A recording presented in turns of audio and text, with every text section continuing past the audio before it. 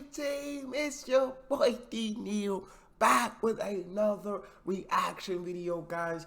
Here we are with one of the best rivalries in sports history. Ali versus Frazier, fight of the century explained. Here's a breakdown. I'm so excited to go ahead and jump into this. Before we do that, I need you guys to hit that subscribe button, ring notification bell, get a video a thumbs up so it gets suggested. Social media and Patreon all up top. You want to subscribe to any of it? Follow the links in the description. All you got to do is hit the link, follow me, talk to me. I love talking to you guys.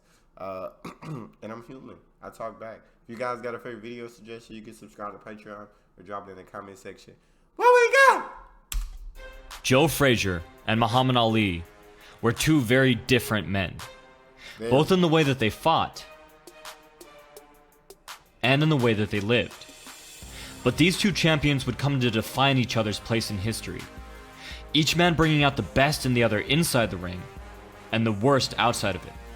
They would face off for the first time in 1971 in what came to be known as the fight of the century. When the match was first scheduled, both men's unorthodox techniques made it anyone's guess what would happen in the ring. Ali used complex footwork to circle his opponents from the outside, catching them with whipping jabs before dashing in to throw lightning-fast combinations. In contrast, Frazier would drive directly. Now look at it. When we talk about lightning fast, we mean lightning fast combinations. Footwork was out of this world, beautiful. It was watching poetry in motion. Keep it rolling. Lightning-fast combinations. In contrast, Frazier would drive directly at his opponents.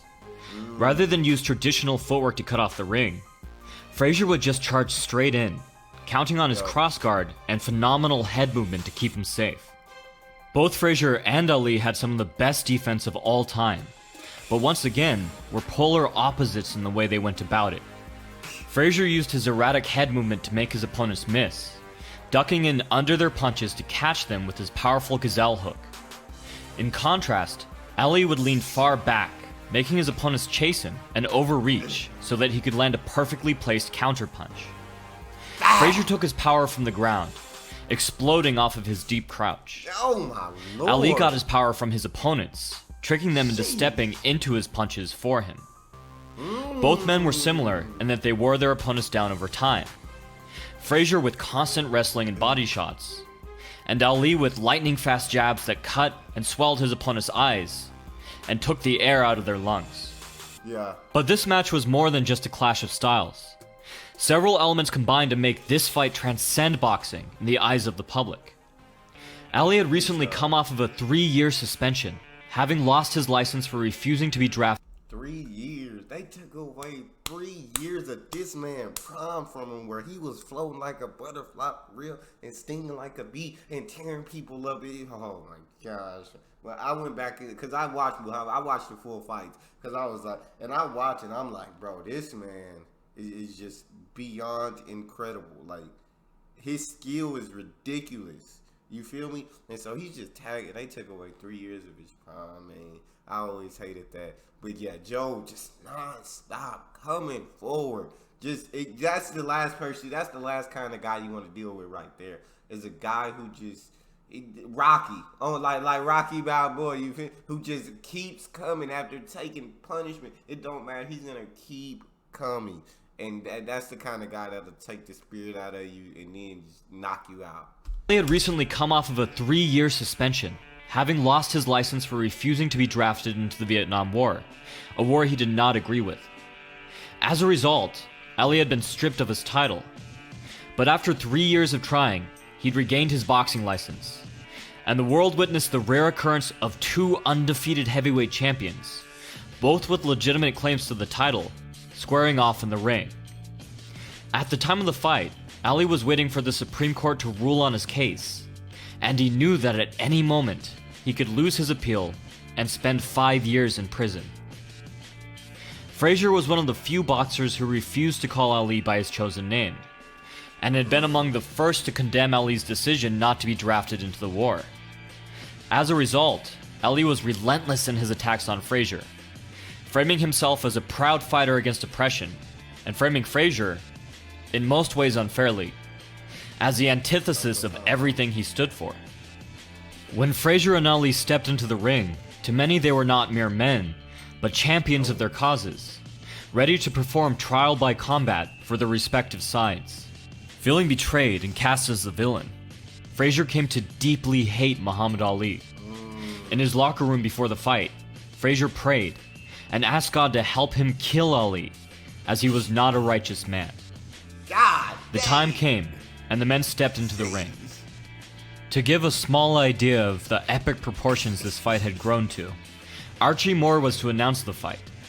Frank Sinatra, unable to get tickets, had agreed to take pictures for the newspapers. In Ireland, the mass riots that had crippled the nation came to a halt, as the men cleared the streets so as not to miss this fight. And in the ring, the two fighters squared off, Ali yelling threats, Frazier staring back with fire in his eyes, before finally uttering, "I'm gonna kill you." The bell rang. There's no rivalry in my generation that could even compare to this, boxing wise. As long as I've been alive, as long as I've been a fan of boxing, I'll say that. I haven't seen a rivalry that even comes close to Foreman and Ali. I mean, not Foreman, Frazier and Ali, man. When two absolute legends, ready to square off to find out who the greater was. Before finally uttering, "I'm gonna kill you." The bell rang. Ali had promised this would be an easy fight, no competition.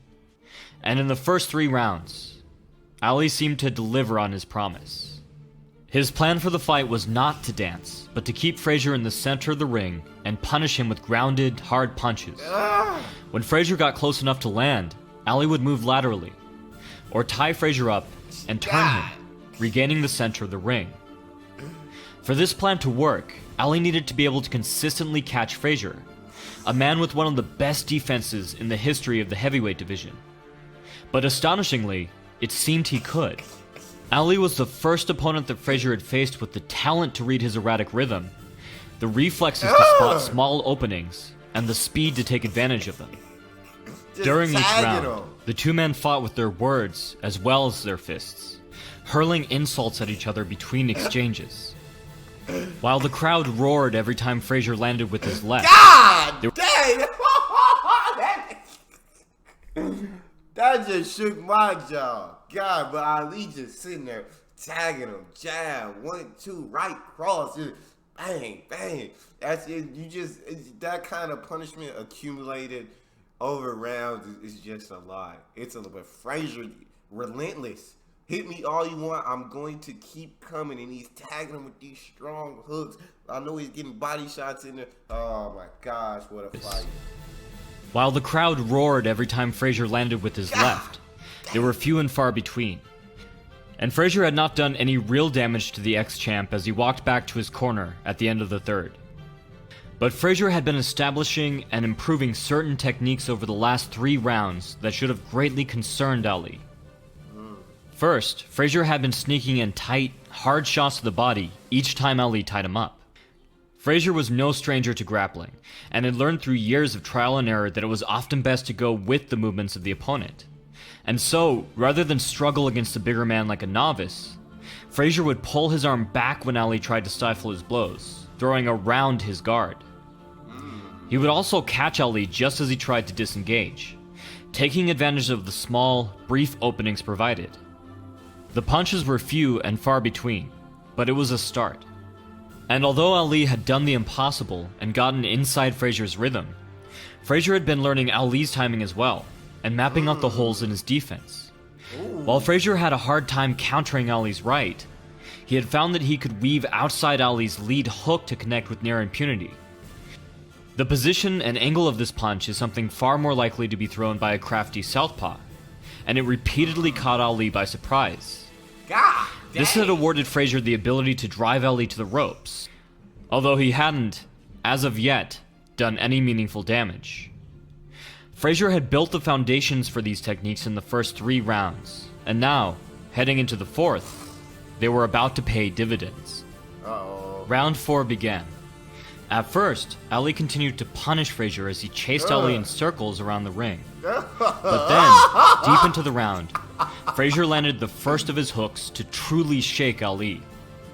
Driven back to the ropes, Ali tried to clinch, but Frazier broke through, targeting Ali's body and smashing tight, hard shots into his ribs and hips.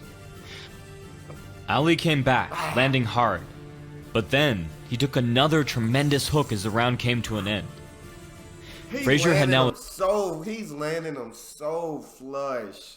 He's landing these punches so flush that, oh my God, if it wasn't Muhammad Ali, any other man would have been gone already. Would have been done in that 4th round. You feel me? It would have been, but this was the greatness of Muhammad Ali. You were not going to knock him out. You feel me? He was like, I don't know what's these two and their willpower and their beliefs and everything, man, they made for perfect rivals. He took another tremendous hook as the round came to an end. Frazier had now established his lead hook, proving to Ali that this would be no easy fight. Round 5 would bring out the best in both fighters. Ali came out circling, with Frazier deftly evading his punches and pressing forward.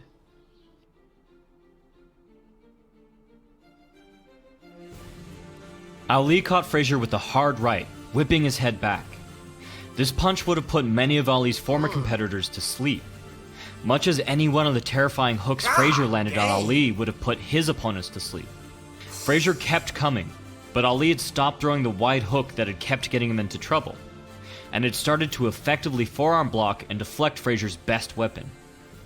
When Ali landed another solid 1-2, Frazier had had enough. Frazier lowered his hands and taunted Ali, daring him to hit him. Ali would later describe this round in depth.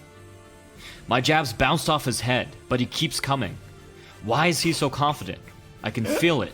So confident that near the end of the 5th he drops both hands, jeers at me, dares me. I take the dare. Frazier taunted and laughed at Ali as he missed, just as Ali had done to so many great boxers in the past. But Frazier was not the only one with nerves of steel. Ali kept throwing until he found his target. He landed a barrage of sharp rights to Frazier's temple, but Frazier didn't seem to care. By the end of the round, Ali had gained a newfound respect for Joe Frazier. Round 5 had been dramatic, but fairly even. Round 6 would not be. These two are absolutely, like, how does this not get you excited? Seeing something like this, seeing two men just go to war, just laying it all on the line, neither one willing to back down, neither one willing to concede. The better man is going to win the fight. Like, it's everything a sports fan can ask. And dramatic, but fairly even. Round 6 would not be. Ali had confidently predicted that Frazier would fall in the 6th. But this was one of the few predictions in Ali's career that he would get entirely wrong. Frazier was well aware of Ali's prediction, and so, true to his nickname, Frazier came out smoking. He pinned Ali against the ropes, stabbing a hard shot into Ali's side to get him to lower his guard, before slamming a powerful lead hook into his chin. Ali would later say that he felt paralyzed after that punch. As the crowd cheered Frazier on, Ali was not trying to land a knockout. He was trying to survive. But he knew if he could just hold on a little longer, make it through the round, he could recover and get his second wind. Ali managed a few solid combinations, but spent most of the round against the ropes trying to regain his energy. Frazier destroying his ribs and hips. Targeting the hips was a common tactic of Joe Frazier, who realized at some point in his career that damaging an opponent's hips greatly diminishes their movement, in the same way targeting an opponent's legs does in MMA. In fact, many of Frazier's former rivals were reminded of him each time they took a step, for days after the fight. And Ali would later say that his hips felt like they'd been beaten with a baseball bat. Mercifully, the bell finally rang.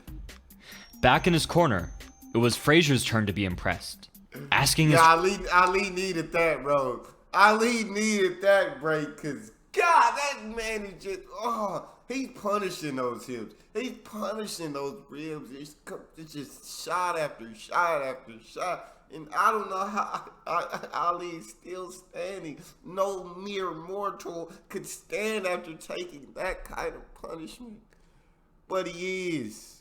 But he These two are just phenomenal.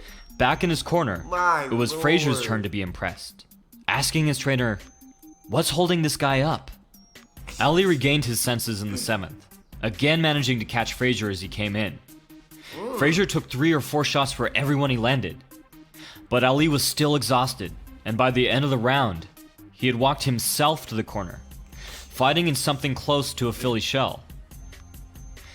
In his corner, Ali had a terrifying thought. What if all of his detractors were right?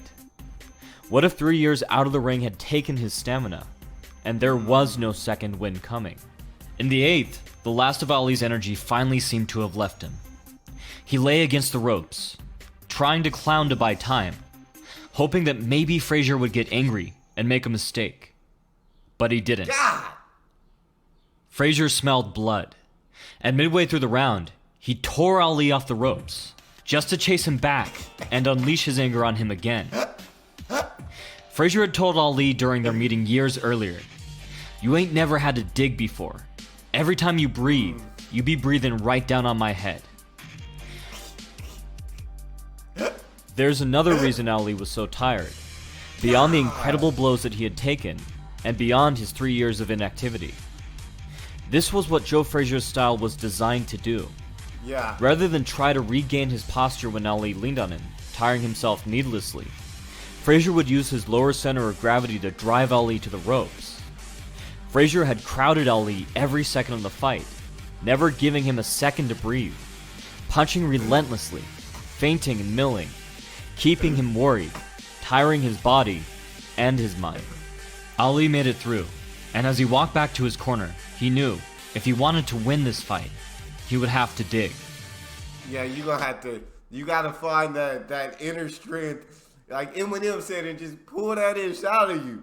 That strength that you didn't know you had when a man pushes you to that level that you have to dig so deep and find inner strength that you never knew was there. That is the kind of person you want to compete against. That is the kind of person who can truly bring out the best of you.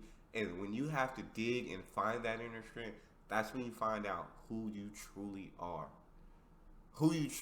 Come on, man. He knew if he wanted to win this fight, he would have to dig. In the 9th round, Ali came out determined to turn the fight around. He began to find his footing. As Frazier charged in, Ali's strength returned to him. His vision focused, and he began to connect again. Leading with his right, he landed cross after cross. Jeez. For the first time in the fight, Frazier backed up. Oh And for the first time since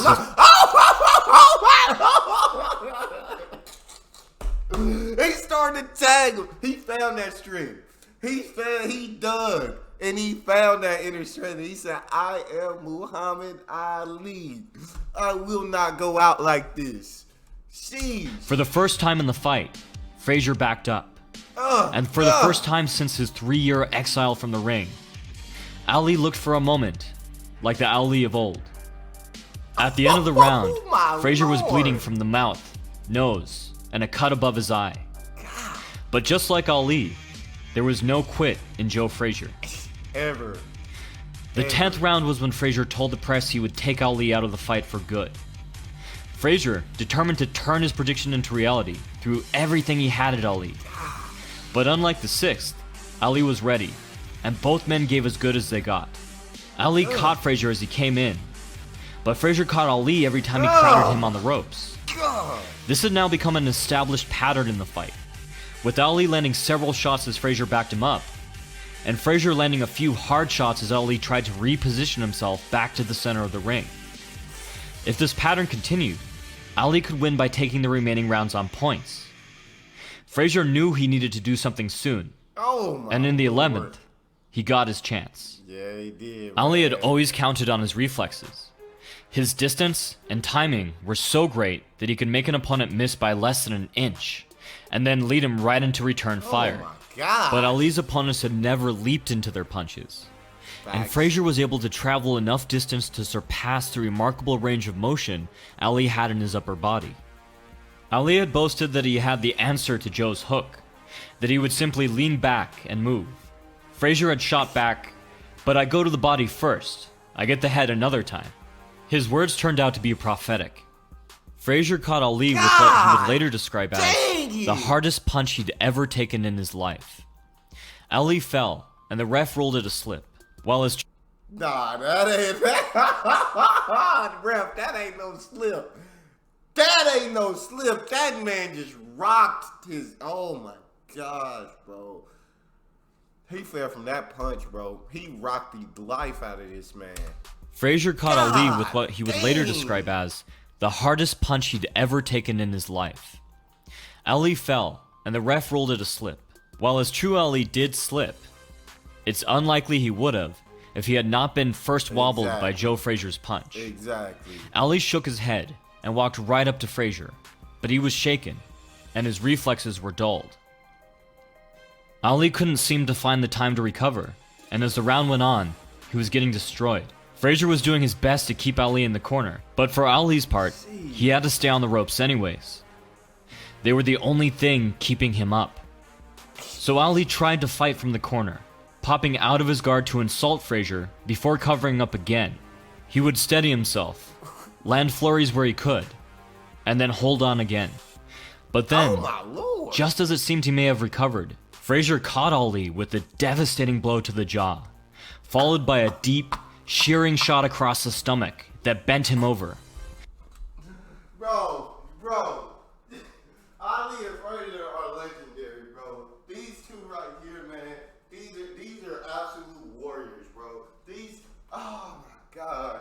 The punishment Ali is taking in this round is beyond insane. Frazier's just giving him. He's just giving it to him. Frazier's a machine, bro. Frazier's a machine that doesn't get tired, that doesn't stop. He just keeps pushing forward because Ali's punishing him too. Some of these shots are so sharp, and Frazier just boom, and then come back and keep going. And it's like these two, man. These two are just, as great as they come. Followed by a deep, shearing shot across the stomach that bent him over, and then one more tight hook to the head that buckled his knees. Now Frazier thought, now I have him. It's a wrap. But Ali tied up Frazier, leaned on him, circled away. Fighting entirely on instinct, Ali flicked out 2 light jabs, moved with another hook, tried to tie up Frazier again. Frazier landed through Ali's guard, and Ali made a funny face at him. In probably the most Muhammad Ali moment of the fight, Ali clowned his rival during the biggest fight in the history of the world, as he was seconds away from getting knocked out. And then, Ali kept fighting, looking like he was moving through quicksand, taking another thunderous hook to the jaw that whipped his head around. But still, he was on his feet. Still, he was fighting. Frazier threw himself across the ring, missing Ali by an inch, crashing into him so hard that he spun him around. Ali staggered back dramatically, and Frazier hesitated. It seemed there was a method to Ali's madness. Ali had clowned Frazier so much before that Frazier now thought Ali had recovered and was faking being hurt entirely, which was exactly what Ali wanted him to think. If Frazier had taken the opportunity, the fight may well have ended here. But he did hesitate, and Ali clinched, countered, clowned some more, and then the bell rang. As Ali wobbled to his corner, the physician went to make sure he was still okay to fight. I don't know how he's still alive, much less okay to fight, bro. Gosh, this man Frazier, he put this. Gotta be hell. As Ali wobbled to his corner, the physician went to make sure he was still okay to fight, and his corner tried every trick in the book to revive him. There were 4 rounds left, more than enough time to finish the job, thought Frazier. Frazier hit Ali with everything he had in the 12th, but Ali was showing the world something that he had never needed to show them before. That Ali didn't just have great defense. He had a great jaw for when that defense failed. Yes. After failing to knock out Ali in the 12th, Frazier was absolutely certain that in the next round, finally, Ali would fall. But, to quote Joe Frazier, in the 13th round, the butterfly got his wings back. Ali summoned the last of his reserves, and through the next 2 rounds, he danced around Joe Frazier when he could, and leaned on him to stay on his feet when he couldn't. In the meantime, Frazier was finally showing himself to be human. With his pace slowed and his reflexes dulled, Ali picked at him, connecting almost at will. At the end of the 13th, Ali did something he'd never done before. He leaned in and fought Frazier on the inside, trading him blow for blow. In the 14th, both men scored heavily, with Frazier mostly targeting the body. Defense no longer seemed to be a top priority for either of them. They simply wanted to land, at any cost. By the final round, both men had been beaten badly. Both of Frazier's eyes were closing, and Ali's jaw was visibly swollen. Bro, this type of punishment is unreal. No men should have to go through the punishment these two went through. How do they stand? How do they keep fighting? How?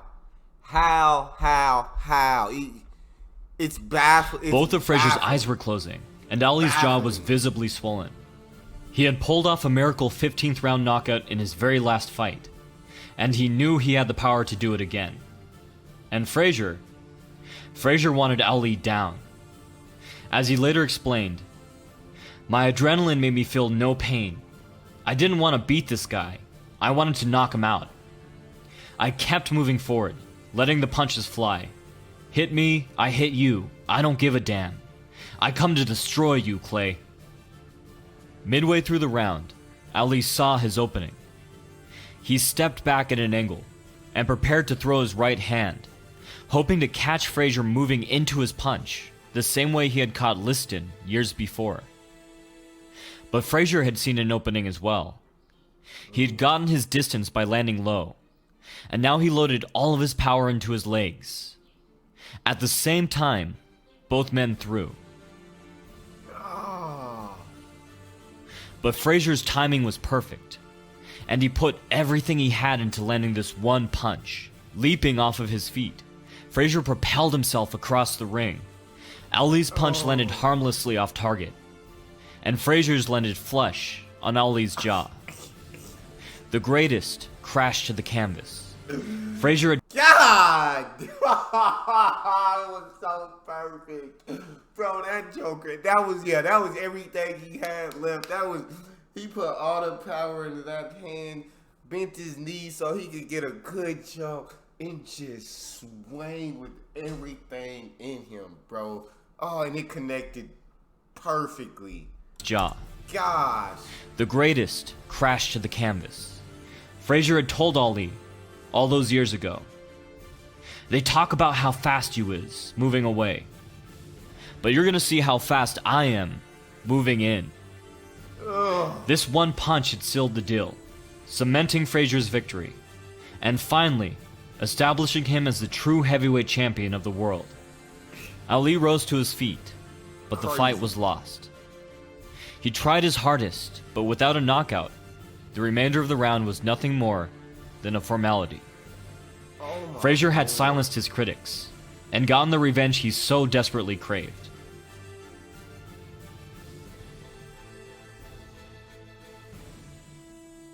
After his 3-year journey to regain his license, fight for his cause, and get his title back, Ali had lost everything.